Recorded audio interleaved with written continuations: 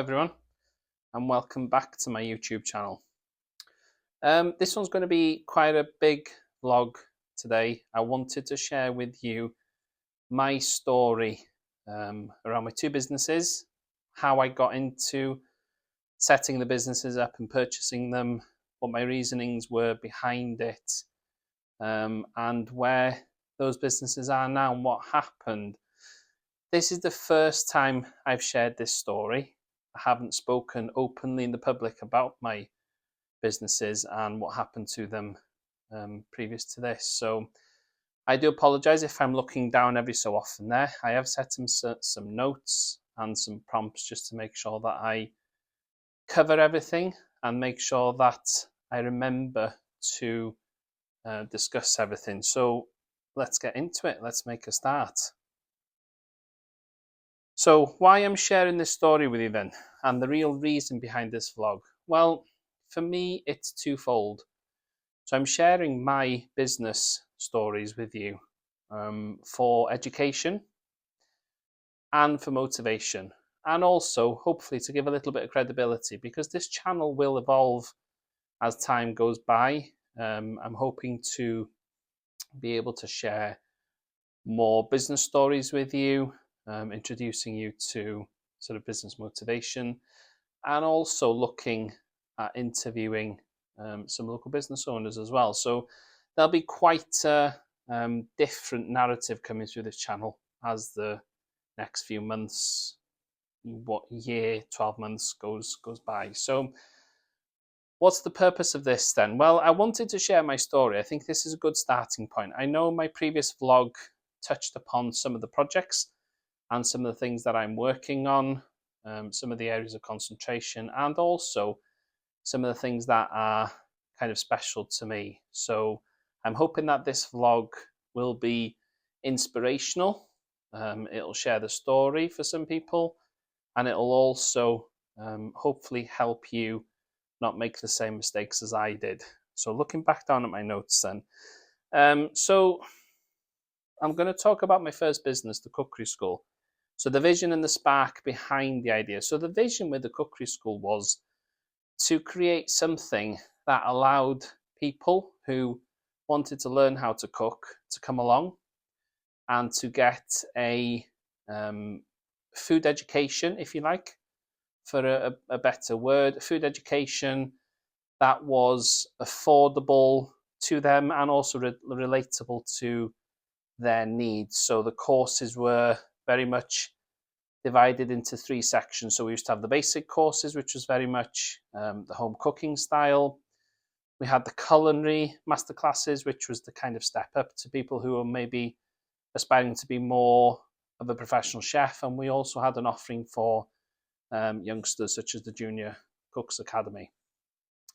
So that was the vision behind it, really, was to create something that allowed people to learn at their own pace, that wasn't too expensive, and that was also accessible to all the ranges. Because when we did our market research, there were some cookery schools that we concentrated on, some here in Wales, some were over the border in England, and a lot of them tended to concentrate on the more gastronomy side of things and the professional chef provision. So we wanted still to offer that element, but we also wanted to offer something that was a bit more accessible to everyone. So that was the vision. And when we did our market research, we were quite surprised and quite excited, actually, to see that we were the first business to try to accomplish this, or try to set up a cookery school in this local area. There had never been one before,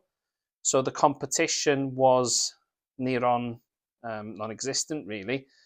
The next cookery school to us was about 35 miles away, so there was a fair distance between the two.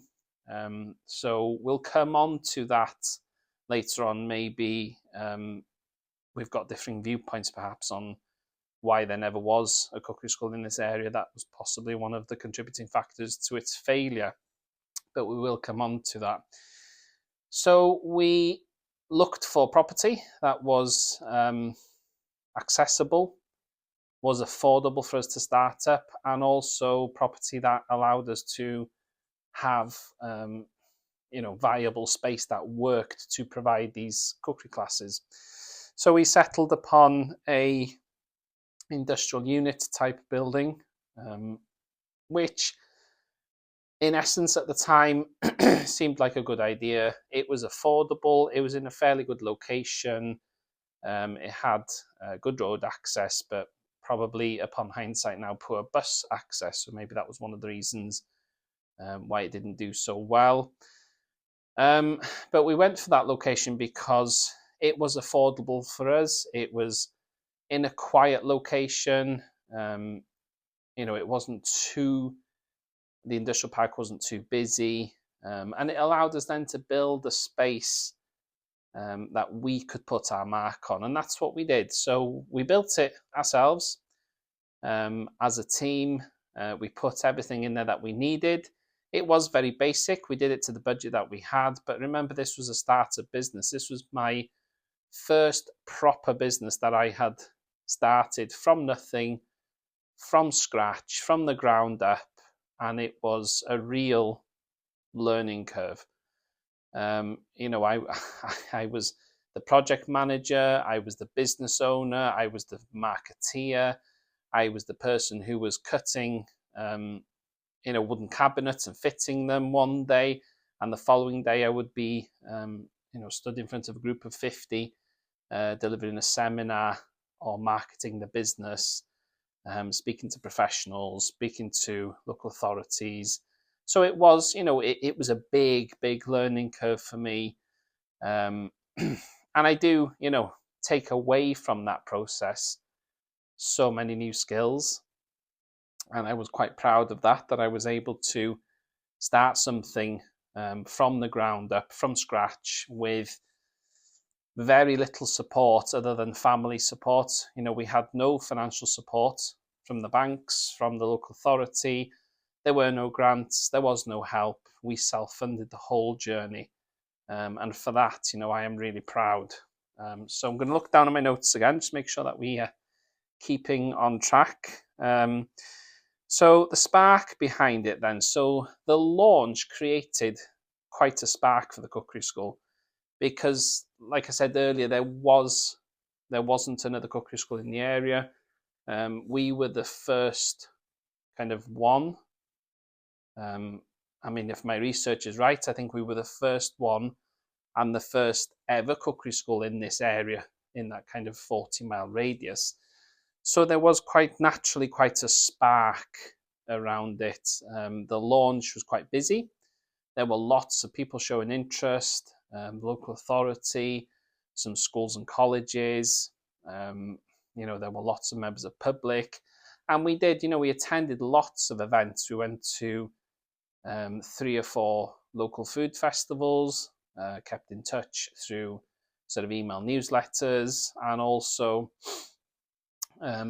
we would attend talking groups. So we would attend like the WI, local sort of craft fairs and local craft group meetings just to market and promote it. And I think all of that combined effort at the time really did drive that spark behind the launch. So we launched then in January 2015. And we opened our doors at the end of January 2015, and we were quite busy. It was we went on quite a journey. It was a busy start. There was lots of uptake on the courses. The Junior Cooks Academy for the youngsters was always oversubscribed. The basic classes, they were always really busy, really well subscribed. The culinary masterclasses, they were ticking over, probably not as busy as they could have been or should have been, but they were doing okay and they were ticking over. So we were building a momentum, we were building quite a following. There was return customers, which is really good. It was a really positive start to 2015. That first 6 months, went really well, and it was busy. And we were learning all the time. So Customers were bringing ideas to us. We were evolving the business. We were meeting with kind of local representatives and started delivering some courses to the community, some courses to the homeless, and also working with kind of local youth groups as well to provide sort of basic cookery tuition. So that first 6 to 8 months was, going really well, really busy, and we were quite happy. So I would say at that point, one of the lessons that we learned is that the business was probably living off the spark and the excitement of it being something new, something that hadn't been in this area before. So people were probably getting really excited about it. And now looking back in hindsight, 6 years down the line, and I look back, I would probably say that the business at that time lived off the hype of the launch and lived off the hype of it being probably something quite niche at the time, and people were in that exploratory stage where they were thinking, oh, what is this? Let's go and have a look and try some of the courses out. What made it unique? Well, I think the uniqueness was being the first of its kind in this area. That made it unique, but also I think looking at it with a business head, that probably made it a struggle because we had no benchmark.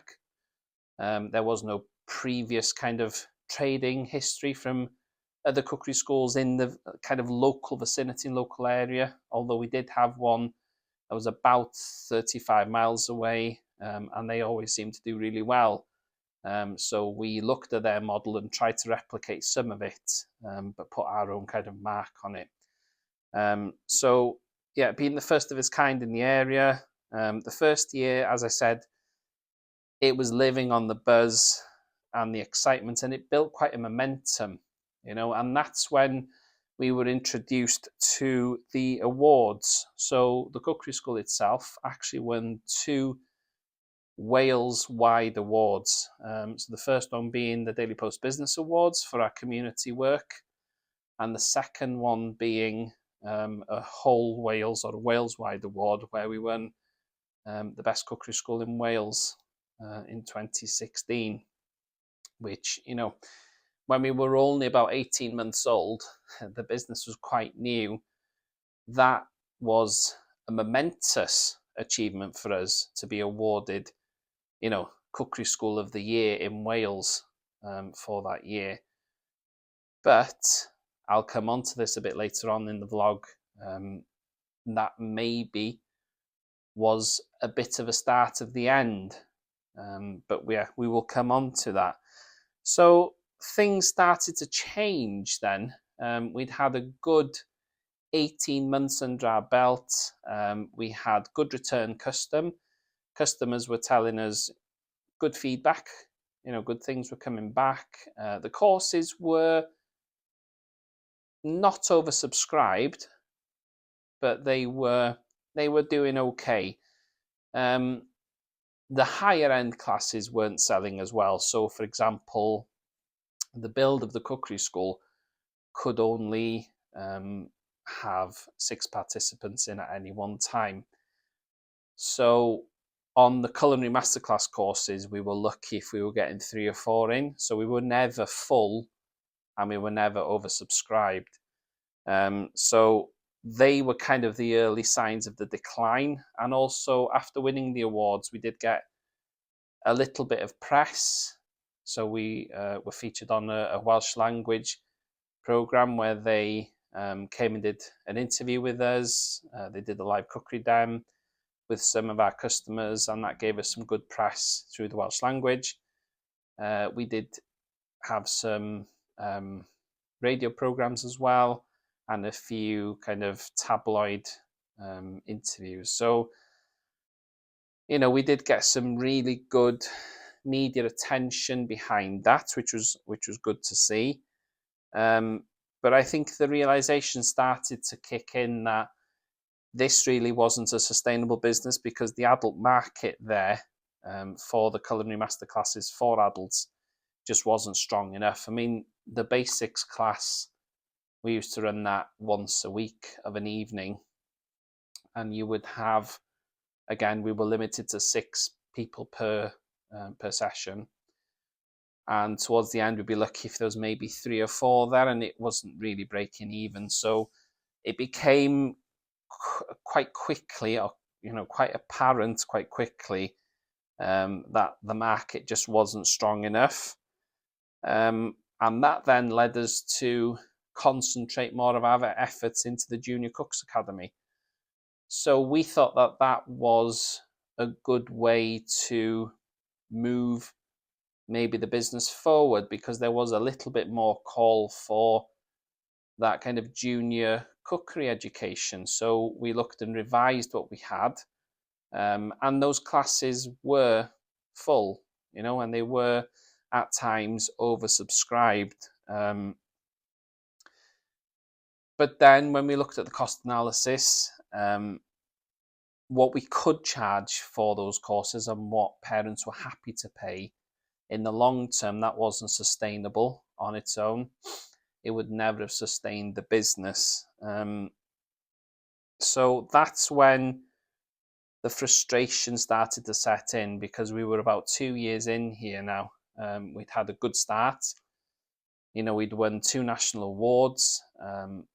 And also, I think when we did win those awards, the aftermath then after it seemed quite strained. So we started to lose some customers on the back of the awards. Some of them felt as if, they'd had their nice, maybe kind of niche, quiet cookery school now become, there was press attention.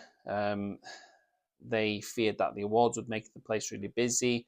And some of our kind of long-standing returning customers maybe booked less, because they were a bit afraid that, new people were going to be coming in, and what did that mean to their kind of enjoyment of it being a small and quiet cookery school. So the frustration then, I'm just looking down at my notes here to make sure that we stay on track. The frustration of watching something I built from scratch starting to fail really hit home. And I suppose now, looking back 6 years down the line, that was probably the first big business lesson for me. And it hit hard, and it hit really, really hard, because I started to realize, actually, this isn't working. And it's that fear, when you hit that brick wall, and it's that fear of when you've poured your whole life into it. And not forgetting, at this stage, I still had the full-time job. So I was working Monday to Friday, 9 to 5. I was then doing 2 evenings at the cookery school every Sunday morning and every other Saturday for 4 hours. So it was a big toll on me personally, a big toll professionally, and also, my mental health at that time was all over the place, because I was trying to manage everything. And probably in hindsight, I took on maybe a little bit too much. Maybe I was over ambitious. But my thought process at the time was, we could make this work, because we had no competition here in the local area. There had never been anything quite like the cookery school here before, which now when you look at it, it's probably twofold. That was a good thing, because it gave us space to develop and benchmark, but it was a bad thing because there was no historic kind of model to look back on, and nothing that we could research that had already been done. There was no competitor analysis, so it was kind of twofold, really. And yeah, just reading my notes here, the emotional weight of it and how I tried to cope. Well, it was emotionally draining. It was really heavy. My mental health struggled at that time, because it was difficult to watch something that, you put all your time, effort, belief, and heart into, to watch that slowly be pulled apart. That was really difficult. So I coped really by trying to look at other sustainable measures that we could bring into the business to at least make it survive. year on year, because ultimately at that point it was a little bit of firefighting. We'd gone into firefighting mode, trying to make the business sustainable and ensure that we could at least get over that hurdle of the first 3 years, which is, if you read any kind of business journal or business language, they all say, that first 3 to 5 years is the make or break time for any new business. So that was always in the back of my mind, that I wanted to make sure that we at least got over that 3 year mark. And I also held on to, now obviously I know, looking back with hindsight, I held on to a little bit of empty hope, I suppose, that customers would start to come back. The area that we live in is very much tourism based, and you'd spend the winter then just holding on and hoping, we get into the spring, summer, the customers and the holiday makers will be here, we'll be okay. Now looking back, obviously, that was another harsh business lesson that I learned quite hard and quite quickly, that, it wasn't viable to run this as a kind of seasonal tourism based operation. So the next step then, and we come in now to business number 2, which was my deli. So why did I decide to buy the deli? Well, I had hoped that it would have been a more sustainable income generator for me, because it was an already trading business. It had a team in place. There were members of staff that we were taking on. The business was already, open door trading, Monday to Friday. It was turning over money.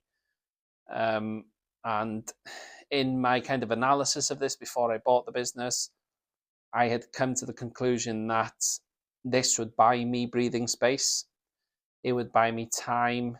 It would allow me to step away and work on the cookery school a bit more intensively, while still drawing a salary from the deli to allow me to at least have something coming in that I didn't, that I wasn't fully then reliant on the cookery school, which, was struggling. And at that stage then, when I did buy the deli and I took that business over, I decided to hand my notice in and to come out of my 9 to 5, my full-time job, which, looking back now in hindsight, it was a brilliant move for me. It was so empowering to finally be able to step away from the 9 to 5, and also be able to have that freedom to build my own business and not work on somebody else's terms. But now in hindsight, that was at that time a wrong move for me. Another, hard business lessons learned.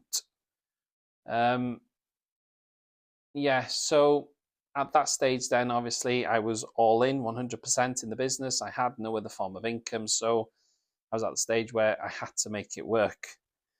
And just looking down at my notes here, so the reality of the deli then. So the first 12 months in the deli was okay. It was a busy business. It was trading. It had a team of staff who were committed, albeit there were some staffing issues later on down the line, which I won't go into too much detail about, because it's, that's a conversation for another day. But the staffing issues were difficult towards the end. They did impact on the business towards the end. But that first 12 months, it was doing okay. It had 2 elements to it. So it had a lunchtime trade, and it also had an outside catering element to it as well. So we would deliver buffets, we would deliver a tea and coffee service to meetings. So that used to be quite a nice little earner. There was some good money coming into the business there. So it was, it was a sustainable little business. It was able to wash its own face. It was able to pay all of the bills. And it was also able to give me a very small salary. So in essence, in that first 12 months, I actually felt quite comfortable because I'd managed to, take an income from this business, and also it gave me time to concentrating on the cookery school.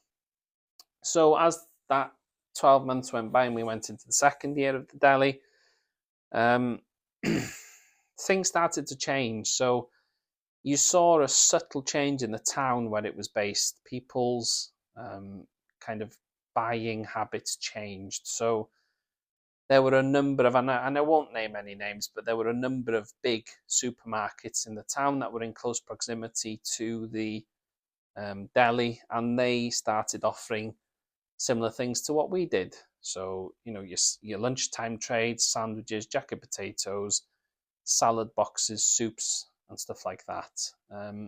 And the prices, were undercut. So we were slightly more expensive than the supermarkets, but we had our quality mark there. We could always back that up with our quality mark that everything was homemade, everything was made on the premises, and everything was served with with good quality and pride. And that's why we charged the prices that we did. And we couldn't have made it any cheaper, because then it would have become unviable. But yeah, the town customer habits had changed, and also, upon reflection, I did feel a little bit misled, because the figures that were given to me before the sale had transpired to be inflated. So certain elements of the business weren't doing as well as the previous owner had made out. So yeah, I did feel a little bit misled. But again, there's, I think, what we're on to now, business lesson number 3 or business lesson number 4. At that stage, then obviously I learned another very, very hard business lesson there, and I learned it quickly. Where due diligence, I didn't probably pay enough attention nor carry out enough due diligence at that stage. I probably should have, carried out more in-depth checks, and I probably should have dug a bit deeper into those financial records, and I probably should have maybe asked for more audited documentation. But remember, this was my first stab at business, really. I had some previous businesses, but nothing of this scale. These were the cookery school and deli were the first 2 big businesses that I'd ever kind of owned. So for me, it was a massive learning curve. So yeah, that was the lesson that I learned there, really. So what did I learn about rushing into the business decisions? Well, I suppose in hindsight, the deli was a rushed business decision, because I bought it in the hope that it would be a sustainable kind of savior income stream to keep me in a job, to buy me breathing space and time to develop the cookery school, so that could come back to being a sustainable income source. But in hindsight, obviously, without that correct due diligence in place and those checks, it turned out to be probably quite a bad decision, and quite a hard lesson learned, really, that the due diligence, if you're watching this vlog now and you've come to it because you're looking at diversifying your business portfolio, or you're looking to buy your first food business, then please listen to these mistakes that I made, because they are hard lessons. And that's the reason why I'm doing this vlog, really, is to get that information across, more in a kind of educational way, really, so that you don't make the same mistakes that I did. Do your due diligence, people. Look into the documentation, ask questions, dig deeper, ask for audit trails. If they've got audited accounts, ask for them, and ask those questions and dig deeper. And if there's any red flags, just stop and don't do it. So that brings me nicely on to the importance of market research and really knowing your audience as well. So yeah, we probably failed there. We took the previous owner's market research, which was verbal, sort of word of mouth. Took that on board because the business was trading. There were lots and lots of customers coming through the door every day, Monday to Friday. They were there. You ask any of them at any point in the week, and they all said good things. So we trusted it. We trusted the need not to do any further market research. And we did. We did start to understand our audience needs, and we did change things upon their reflections and their advice. So that now brings me on to more reflection. So what would I have done differently now before launching or buying? Well, when I look at the model now of the cookery school, I suppose 2020 and the COVID pandemic taught us all a lot of valuable lessons about virtual and the power of digital. I guess now, if I was to ever do it again, I would probably launch a virtual cookery school, something that I could run from my home kitchen here over Zoom, and using things like Google Drive and those different kind of pieces of software that you could get a subscription to quite easily. So the overheads are massively reduced. So that would probably be something that I would do differently. With the deli, I just wouldn't go into that type of business again. I learned some really hard, valid lessons in those 3 years of owning the deli, and it was tough. It was really tough. There were some staffing issues, but I'm not going to go into too much detail about that. But yeah, I probably wouldn't go into that type of business again. The cookery school really was my baby. It was my, it was supposed to be my kind of forever home or my forever business. But unfortunately, that didn't work upon reflection. So then we come on to what I term the worst 12 months of my life. And it was the absolute pits and rock bottom for me. And that's the emotional toll of closing those two businesses that I had worked so hard and I had plowed everything into them. Closing those two businesses down, the cookery school especially, I'd built from scratch.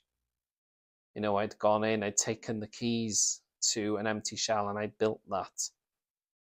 Every cut of wood, every piece of flooring, every framed certificate or print on the wall, the paintwork, everything I'd done with help from my family, obviously, but we had done everything in that business, and pulling that apart, it was awful. So the emotional toll was awful, and I can remember the absolute pits for me was summer 2019. Being sat at home, both businesses had closed. We had sold the lease of the deli on to another buyer, so we were completely free of it all. And being sat at home, and I had been sat like this now for a good couple of months, and I was down to my last £5. I had, my last £5 note in my wallet, and applying for jobs. Like, I would be applying at the rate of knots. I would be applying for 2, sometimes 3 different jobs a day, 7 days a week, and logging into your inbox every morning then to check if anything had come back, if there was an interview invite or anything further, and the rejections. In the period of 3 months from May 2019 to August 2019, I must have received the best part of 26 or 27 job rejections. And these jobs weren't particularly high-end jobs. there were some high-end ones there. I'd applied for sort of management roles, where I was, when I was hitting apply, I was thinking, there's no way I'm going to get this. But the majority of them were matching to my skill set, matching to my education, matching to my experience, and the amount of rejections were deafening. It was an awful time and a horrible time to be down to your last £5. I can remember sat there looking at this note, the £5 note, for a long, long time, thinking, what am I going to do? What am I going to do? How am I going to move forward from this? I couldn't find work. People just weren't offering interviews. And it was a tough time, and my mental health at that point hit the absolute rock bottom. We had a young family. I had a 2-year-old. My wife was working full time, and it was tough. But in the next vlog, we will go on to what happened after that. I'm going to save that story for the next vlog, how a job that I got rescued me, it saved me, and it pulled me out of that dark area. But more about that will come in the next vlog. So let's reflect then on what we've discussed. So the lessons I want you to take from my journey is, do your due diligence, do your checks, ask those questions, dig deeper. If something, if there's a red flag, you're not sure about something, you look at the finances of the business and you just think, I'm not sure, ask those questions. Don't be afraid. Just ask them. And also, I've told that story openly and honestly there, and that's the first time that I've spoken in public about that journey in 6 years. I would say don't ever stop trying, just because my 2 businesses weren't as successful and didn't have the longevity that I'd hoped that they would have, even though we'd won the 2 awards. Don't ever stop trying. Don't ever let that failure stop you from trying again. Because now, where I am now, 6 years down the line, that failure, I do believe, has created me into a much stronger and better person, a much better business person. I now look at things with much more diligence, I would say. And those lessons that I learned have definitely shaped me as a business person. So yeah, believe in yourself, do your due diligence, and never stop trying. I would say, the key 3 lessons that I'd want you to take away from this. And failure is a massive part of building something. It builds your resilience, it builds your character, but it also progresses you onto something more. So it builds that kind of sustainable base for you to move on to other businesses and other opportunities. So never, ever look at failure as something negative. Look at it as positive. Draw as much positivity out of failure as you can, because that's the only way that you can move forward from failure and build on it. The key lesson there is, don't make the same mistake twice. As long as you're learning from the mistake and not making them again, then obviously you're progressing. So advice for anyone starting a business from scratch. Well, I'm going to do a series on new business startups anyway. So I'm not going to go too much into detail with that. I'm just looking down at my notes here. I will be doing more vlogs on advising on, the things that I did when I set up my businesses and some of the lessons that I learned and the mistakes that I made. And also, you read all these gurus books and these courses, and you see all these videos online that talk about passion. All you need is passion and drive. Yes, you need passion for business and you need a drive for it, but it isn't always enough. You need to have that experience behind you. You need to have the finances behind you. You need to do the due diligence, like the example that I've given in today's video. Without the due diligence there, we set ourselves up to fail. Simple as that.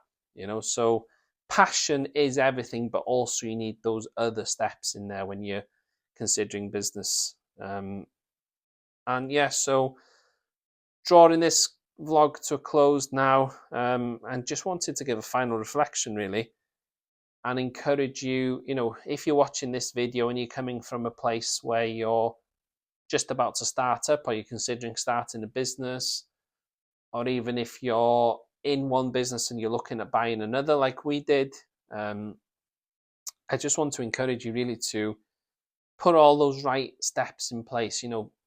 Check out these types of vlogs, the business vlogs that I do, and other, much more prominent business people on YouTube here that you can, tap into this free information. Just watch the vlogs and listen to the lessons that they talk about, because they are, they're truly invaluable. And just give you the encouragement really that, the motivation and the encouragement is what you need to push forward, along with those kind of lessons and the advice, and have, good group of people around you, and make sure that you've got the finances in place. So that brings my vlog to an end today. I hope you've enjoyed it. I think it was key for me to do this as my second vlog on the channel. It's quite a new channel. I'm hoping that by telling my story like this, it gives some credibility to me and my work and my advice, but also allows you to learn those lessons and understand where I have come from, really. So next week, I'm hoping to tell you the next stage of the story. So what happened after I closed the businesses and I had hit rock bottom. I'll tell you the story of the job that I got finally after, I think it was 3 months of applying, and the job that rescued me. But there'll be more on that in the next vlog. So if you've enjoyed today's video, please do give it a like, comment if you want to share anything with me, any of your business ideas, or you need encouragement or support or advice, share it with me. Always happy to hear back from the viewers and to read your stories. And also, if you haven't already subscribed to the channel, please consider subscribing. That helps me out a lot, obviously. And by subscribing, you can keep in touch with any further videos that I might put up. So for now, thanks for watching. And I'll see you all again in the next one. Take care.